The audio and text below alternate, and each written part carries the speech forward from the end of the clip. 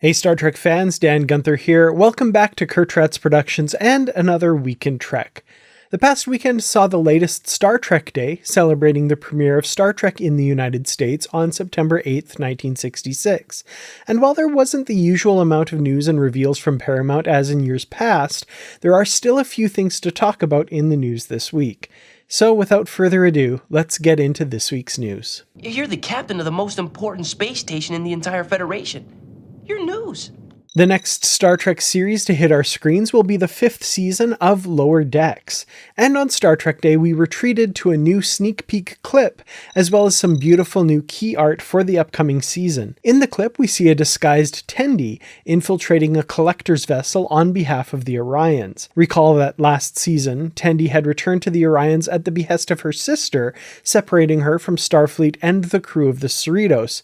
Hopefully temporarily. Lots of fun Easter eggs in this one, including a character very reminiscent of Paylor Toff from the TNG episode The Most Toys, as well as various artifacts, including the smashed Bajoran tablet from Deep Space Nine's The Reckoning, an item that would appear later in Jean-Luc Picard's study in Season 2 of Star Trek Picard. Also revealed was this gorgeous new poster for Season 5, continuing the tradition of modeling Lower Decks posters on the various original Star Trek film posters, with this one bearing some resemblance to the poster for Star Trek V: The Final Frontier. The description for Season 5 also has some interesting details for what the crew of the Cerritos can expect this year. In Season 5 of Star Trek Lower Decks, the crew of the USS Cerritos is tasked with closing space potholes, subspace rifts which are causing chaos in the Alpha Quadrant. Pothole duty would be easy for junior officers Mariner, Boimler, Tendi, and Rutherford if they didn't also have to deal with an Orion war,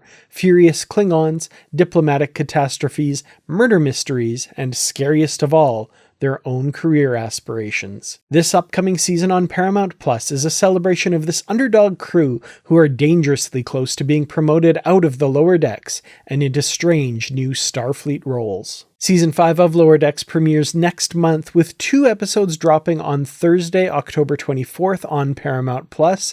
Make sure to mark your calendars. I wasn't able to get last week's episode out, unfortunately, but there was a piece of big news that I wanted to report on. On Thursday, August 26th, Star Trek Starfleet Academy officially began production on the Star Trek stage at Pinewood Studios in Toronto. The creators took to social media to share photos of the cast together for the first time on the first day of filming, along with a few members of the creative team joining them. It's always exciting to see the beginning of a new chapter in the Star Trek saga, and I'm incredibly excited for this talented group of actors and cannot wait to see the results of their work on our screens in the near future.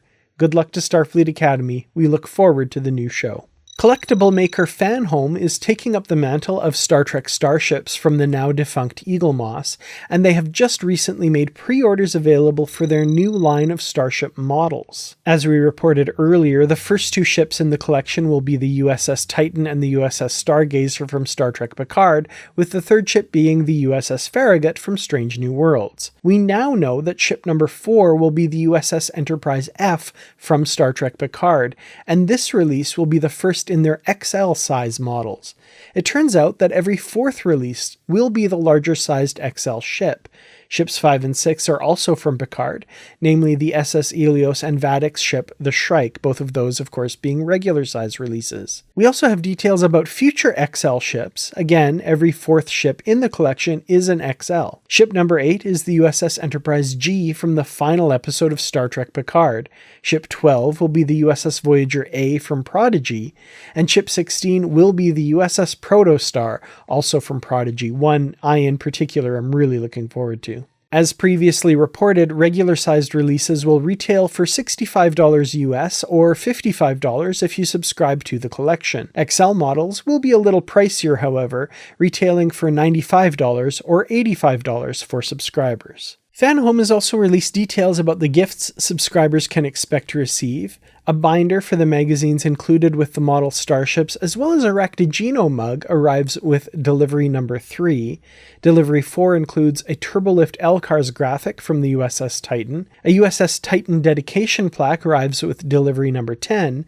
And finally, delivery 20 includes a bonus starship, the Pathfinder class USS Eves, named of course for Star Trek ship designer John Eves. For right now, the models are only available via subscription in the US and the UK, but hopefully that will change in the near future. We'll bring you more news on the collection as we learn it. This year, 2024, marks the 45th anniversary of the very first Star Trek feature film, and to commemorate this milestone, Paramount Home Entertainment is releasing a 4K Ultra HD Blu-ray edition of Star Trek the Motion Picture. The release will feature a limited edition steelbook case and drops on November 19th. The version of the film for this release is the theatrical cut, originally seen on theater screens in 1979. Also included in the release is a standard HD Blu-ray, as well as a digital copy of the film. The set also features an exclusive booklet which contains original marketing materials and behind-the-scenes photos. The set is currently available for pre-order on Amazon, and I will of course have links in the video description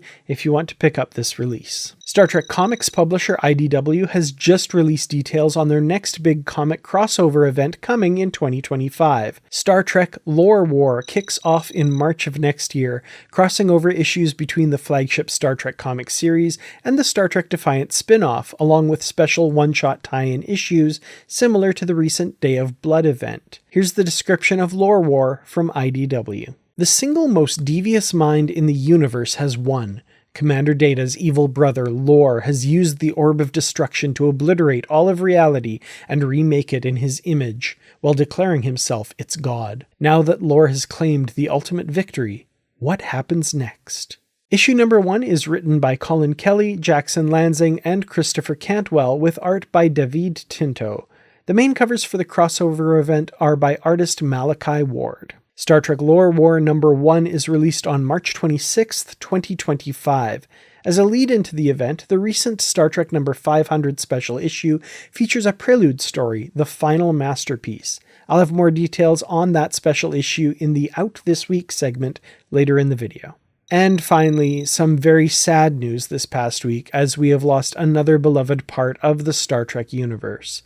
James Darren, known to fans of Star Trek Deep Space Nine as the talented and world-wise lounge singer Vic Fontaine, has passed away at the age of 88. Darren had a very prolific career as both an actor and a singer, beginning in the 1950s and active through to 2017. He was known for iconic roles such as in the sci-fi series The Time Tunnel, and a role alongside William Shatner in T.J. Hooker. But to us Star Trek fans, he will always be remembered for his 8 episodes as Vic Fontaine in Deep Space Nine, crooning in his Las Vegas lounge and dispensing wisdom to the likes of Odo and Nog. He was an incredible presence on Deep Space Nine, one that quickly became one of my favorite features of the show, and James Darren will be greatly missed.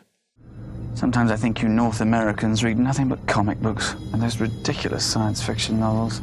Unfortunately, last week was a bit insane, and I wasn't able to get an episode of This Week in Trek out, but I did want to highlight a couple of big releases in Star Trek publishing that came out last week. First up, on Tuesday, September 3rd, Star Trek Discovery, The Art of Glenn Hetrick's Alchemy Studios was released. This gorgeous coffee table book features an amazing behind-the-scenes look at what went into the creation of the many incredible aliens over the course of 5 years of the series. Here's the synopsis. Star Trek Discovery introduces Michael Burnham, captain of the USS Discovery, who leads the expedition seeking imaginative new worlds and new civilizations, while exploring the dramatic contemporary themes that have been a signature of the franchise since its inception in 1966. This illustrated coffee table book features the art and behind-the-scenes photography inside Alchemy Studios and interviews with Glenn and his team about the design and creation of the aliens and creatures from seasons 1 to 5